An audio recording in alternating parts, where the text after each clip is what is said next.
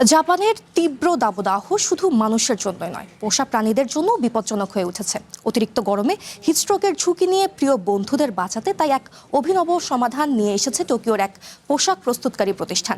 নির্মাণ শ্রমিকদের জন্য তৈরি এয়ার কন্ডিশনড ভেস্টের অনুকরণে পোষা প্রাণীদের জন্য বানানো হয়েছে ব্যাটারি চালিত কুলিং জ্যাকেট। নগদ নিয়ে এলো হার না মানা হার অফার। সর্বনিম্ন 10,000 টাকা রেমিটেন্স নগদে পাঠালে থাকছে স্বর্ণের হার জেতার সুযোগ। তীব্র তাপ থেকে পোষা প্রাণীদের রক্ষা করতেই নতুন ধরনের এই কুলিং জ্যাকেট জাপানের নির্মাণ শ্রমিকদের ব্যবহৃত এয়ার কন্ডিশন ভেস্ট থেকে অনুপ্রাণিত হয়ে সুইট মমি নামের এক প্রতিষ্ঠান এই পোশাক তৈরি করেছে। মূলত পশু পাখিদের হিট স্ট্রোক থেকে বাঁচাতেই এমন উদ্যোগ। এই জ্যাকেট ডিজাইনের সময় পশু চিকিৎসকদের সাহায্য নেওয়া হয়। বিশেষ এই জ্যাকেটের ভেতর থাকা দুটি ব্যাটারি চালিত ফ্যান বাতাস টেনে নেয়। এই বাতাস কলারের কাছে রাখা আইস প্যাকের মাধ্যমে ঠান্ডা হয়ে পুরো শরীরে ছড়িয়ে পড়ে। ফলে কুকুরের পেটের অংশ সহ পুরো শরীর ঠান্ডা থাকে এবং হাঁটার সময় স্বস্তি পায়।